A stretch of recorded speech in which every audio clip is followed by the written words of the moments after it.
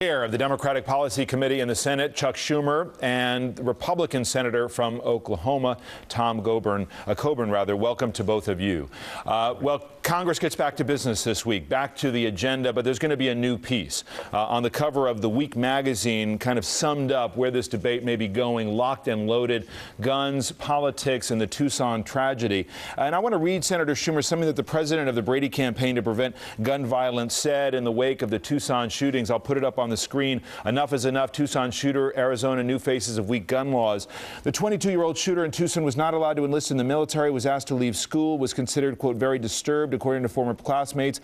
But that does not that's not enough to keep someone from legally buying as many guns as they want in America. Arizona is one of only 3 states that allow residents to carry loaded, hidden guns without background checks. Arizona recently weakened its laws to allow guns in bars. In addition, if Congress had not allowed the assault weapons ban to expire in 2004, the shooter would only have been able to get off 10 rounds without reloading. Instead, he was able to fire at least 20 rounds from his 30-round clip. Senator Schumer, must government do more on gun safety in the wake of this tragedy? Well, I think so. But first, let me say that I certainly agree. I want to begin this on the same note that your last interview with Senator Gillibrand ended. We should all be, we believe in discourse in America and spirited discourse, but we have to keep it civil. And I think that Tom Coburn and I are good examples. We've worked together on legislation that we've disagreed with. The 9/11 bill, which passed, it had to be changed, but it passed. And even on the issue of guns, earlier on, several years ago, we worked together on trying to tighten up the record system so that if you were adjudicated mentally ill, you couldn't buy a gun. So I think we can make progress. And let me say this on guns. There are certain things that can be done that don't even require legislation. After Jared Loughner was interviewed by the military, he was rejected from the Army because of excessive drug use. Now, by law that's on the books, he should not have been allowed to buy a gun. But the law doesn't require the military to notify the FBI about that, and in this case, they didn't. So I, this morning, am writing the administration and urging that that be done, that the military notify the FBI when someone is rejected from the military for excessive drug use, and that be added to the FBI database. What about the number of rounds, Senator Coburn, the ammunition clips? There are lawmakers who have already introduced legislation that would limit those the way the assault weapons ban did. Is that where the debate ought to go? I don't think so. You know, I think we're missing a bigger problem. We have a obviously unstable person who multiple times in encounters in different levels in our society, people worried about. He was pushed back rather than somebody intervening and helping this individual. And so we need to make sure that we fix the right problem here. And one of them is mental health. And how do we put our hands around people who are so disturbed? If you read all the reports on Jared Loughner, is almost every encounter he had with people were concerned about him. Mm-hmm. And yet nobody grabbed hold of this young individual and said, you need to be helped, you need to be taken under care. And then had he been, he would have been reported and never been able to buy Well, that's again. the question, though. The reporting aspect of this, Senator Schumer, you just talked about it. Even the community college in Tucson, Pima Community College, they recognize a mental health problem. They saw it as a problem for their community, and they discharged him from the school. They kicked him out of the school, but then there isn't a follow-up for the broader community that would then lead a gun store to ask some follow-up questions, to connect the dots. Yeah, I think there are 3 areas we can look at, and there's a possibility we could get bipartisan cooperation on these. The first is, as you mentioned, looking at the laws of somebody who is mentally ill, who is clearly disturbed in terms of them getting a gun. And as I said, a few years ago, a mentally ill person, someone adjudicated mentally ill, that's a little different than in Loughner's case, shot a priest and a parishioner of a parish on Long Island, and we tightened up the law. We worked with the NRA, actually. Tom Coburn was involved, and the law is tighter now and better, but probably this is an area we need to explore. Second, the military notifying people who were rejected because of excessive drug abuse. And my belief on the clips, I was the author of the law in the House, Senator Feinstein in the Senate, to limit the clips to 10.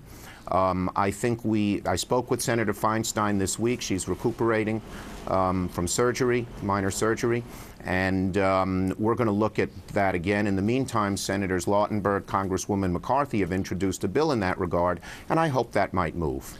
Senator Schumer, I have to say, I detect some caution from you on this, that it might be the right direction, but you don't really expect much traction here. It's not the normal enthusiasm I would expect from you on this issue.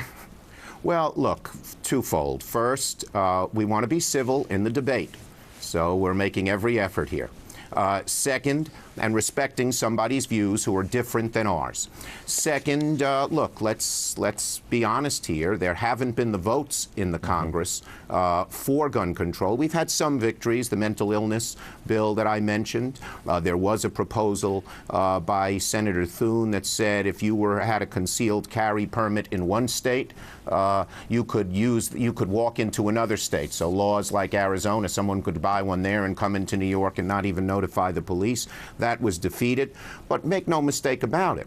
The changes are hard. Senator Feinstein tried to bring the assault weapons ban back on the floor, and it didn't pass. So we're looking for things where we can maybe find some common ground and get something done. Senator Coburn, look, the politics are tough on this, and Senator Schumer reflects it because Democrats know it's a difficult fight. Look at the public attitudes about stricter gun control measures just since 1990. At that point, we have a graph we can show you. 78% favored it, down to 44% in 2010. That being the case, even as a supporter of gun rights, as Congresswoman Giffords is, can you not look at areas of access to weapons, but also looking at limiting the scope by these magazine clips and say there may be something that's common sense here? Well, again, I would tell you that let's say you pass that. If you have somebody that is a criminal that wants to get around the law, they're going to get around the law. The problem with gun laws is they limit the ability to defend yourself, one, but number two is the people who are going to commit a crime or going to do something crazy aren't going to pay attention to the laws in the first place. And there's numerous examples over the last few years where concealed carry has in fact benefited people, especially for example, in Colorado Springs, where an individual with a concealed carry stopped somebody who was going to kill multiple people in a church and wounded them so that they could not continue to do that. So it's a controversial issue.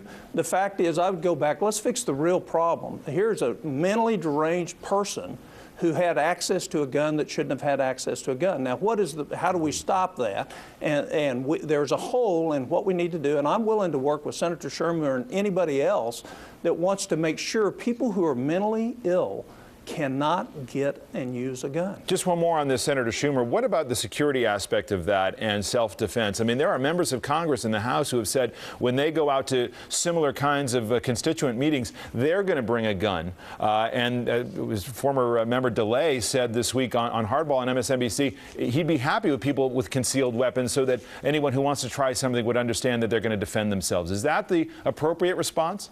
Well, let me say this. There is a right to bear arms. It's in the Constitution, and you can't ignore it, just like you can't ignore the others. But like all the other rights, it's not absolute. First Amendment, we have laws against pornography. You can't scream fire falsely in a crowded theater. And there should be limits on gun laws as well that still protect the individual's right to bear arms. And just one point about your little survey that showed that the support went down. One of the reasons is because of the success of gun control laws. The Brady Law has been a huge success. Gun violence went down. The number of people killed by criminals who had guns has declined. And so to me, it's a vindication that smart, rational gun control laws that protect the right to bear arms but have reasonable limits are the way to go. I want to talk about a few agenda items for Congress getting back to session, but I do want to ask about political discourse and where this conversation should go. Ron Brownstein writes in his column in the National Journal this week, a column that's entitled Apocalypse Always. And here's a point that he makes in conclusion of the piece. When political arguments are routinely framed as threats to America's fundamental character, the odds rise that the most disturbed among us will be tempted to resist the governing agenda by any means necessary. Is that the real problem, Senator Coburn? Is a description of political discourse and political disagreement as being apocalyptic, having such huge consequence for the direction of the country? I think that's a false premise totally. Everybody has tried in the media. I've pretty well been disgusted with all the media, right and left, after this episode, because what it does is it raises and says that there's a connection. And the president rightly said there was no connection to this. But that's not what political discourse to this event. That's not the premise here. But Senator Coburn, you know as well as I do that there are people, and it is true that it's very often on the right, who describe President Obama as somehow an outsider who is trying to usher in a system that will do two things, that will injure America and deny them of their liberty. Do you condemn that belief and try to reject it? I'm not making a sweeping generalization. I'm certainly not tying it to the event. That in and of itself is a strain of thought. Is it not? Well, there's no question. There's all sorts of strains of thought. The problem I have with the premise, David, is that we're disconnecting what the real problems are in our country. And we're spending all this time talking about political discourse rather than talking about the real risk to our country, which we need to quit paying attention to what all the media says. We need to start watching, as Chuck Schumer has said, what we say. Okay, but Senator Coburn, it's fine to take on the media, and a lot of people would support you in that. That's fine. But I asked you a very specific question. Do you reject those who believe that the president wants to injure the country and that will deny Americans liberty? And do you think violent metaphor of any kind is simply over the line in political discourse? Of course I reject that. But the point is we're spending all this time talking about something that it has nothing to do with the events, and what the real problems are, we're not spending time working on. Senator Schumer, is that a fair point? Do you agree? Senator Coburn said that this is a false premise that I've introduced? Well, let me say this. I think that, violent discourse in political life, right, left, or center, is wrong and should be rejected. But I do think we as elected officials have an obligation to try and tone that down. And if we tone it down, then maybe the media will be less vociferous. Let me give you one example. My colleague, Senator Mark Udall, called for Democrats and Republicans to sit together at the State of the Union. I called up Tom after he did that, and he graciously agreed we're going to sit together Wednesday night at the State of the Union, and we hope that many others will follow us. Now, that's symbolic, but maybe it just sets a tone and everything gets a little bit more civil. We believe in discourse in America. We believe in strenuous discourse. We don't sweep differences under the rug. Tom and I have real differences, but we can do it civilly. I will say to Tom's credit, we have disagreed on a whole lot of stuff, but he's always been civil. He's always been a gentleman. And that's an example that people should follow, politicians and the media. So, Senator Coburn, about sitting together, assuming you're on board with that as well, that is symbolic. But then what message do you hope that sends? And how do you make this a moment that transcends this particular time when everybody's got Congresswoman Giffords on the top of their mind? Well, I think the key, David, is people go back to motive. And what we can't question is our president's love for our country, Chuck Schumer's love for our country. And where we get in trouble is when we start looking at motives rather than differences of ideology. And I think where we've had problems in the Senate, it's been small, but the fact is that always comes about under when people are questioning their motives. I think the people in the Senate love this country. We have vast differences in how we believe what will be the best course for our country. But I believe the question of motives is something that ought to be set aside. We don't have the Lincoln-Douglas debate.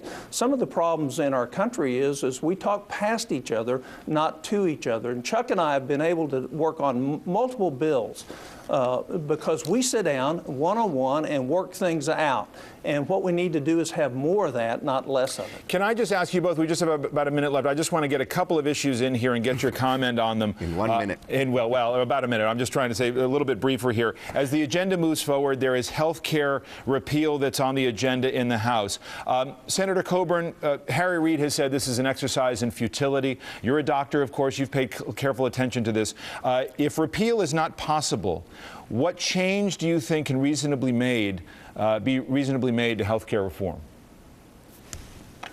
Well, I think we ought to try to repeal it because we ought to build the basis that we've gone in the wrong direction to solve the real problems in healthcare. The real problems in healthcare is it costs too much, and what we've done is expanded the coverage but haven't worked on the cost, and we haven't allowed any market forces to do it. So even though Senator Reid says it's not going to get a hearing in the Senate or get to the Senate floor, the fact is we're not through with the debate on health care in this country, because I think we've gone, as a practicing physician, we've lessened the impact between doctors and patients with this bill. And the most personal of things in the country is going to be taken over and managed to a degree that should never be by those that are not involved in the doctor-patient relationship. Senator Schumer, my hope is that the debate will be good for us. Senator Schumer, do you think there can be an amendment, some kind of change to health care reform? Well, let me say this. First, we welcome, in a certain sense, their attempt to repeal it, because it gives us a second chance to make a first impression. There are so many good things in the bill. The donut hole, the fact that insurance companies, which can just say you didn't dot the I or cross the T, kick you off.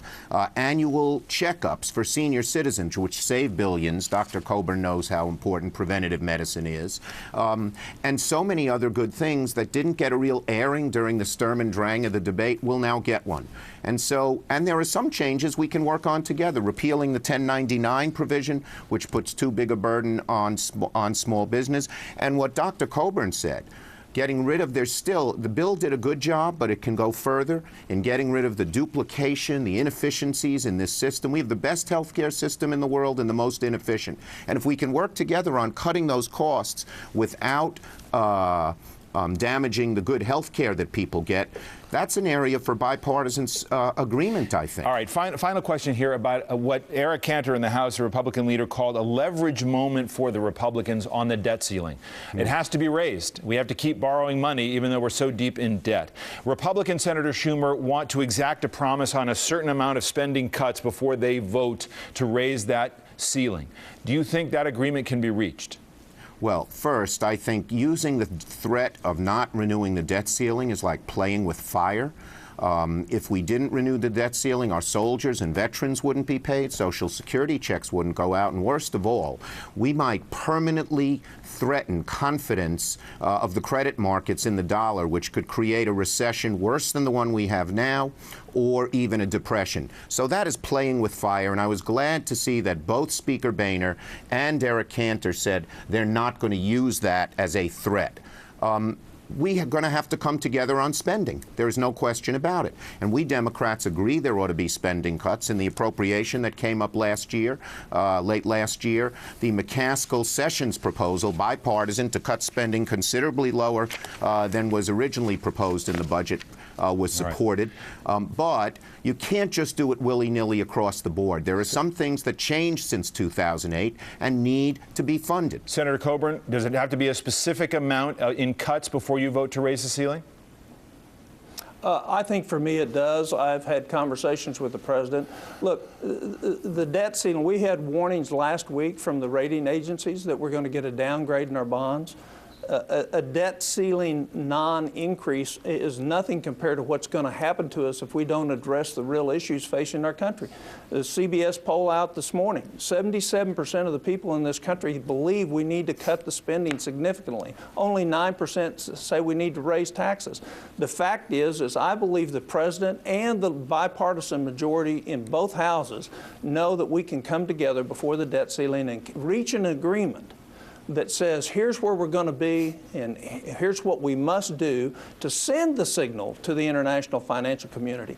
If, in fact, we don't raise the debt ceiling, that won't be near the catastrophe that if, in fact, the bond vigilantes come after the U.S. government bonds in the next 2 to 3 years. We will have such bigger pain than not raising the debt limit. I will make that the last word. Senators, thank you both very much. And coming up, Good to be with you. More of the state of political discourse in this country. Might we see a return to civility in Arizona as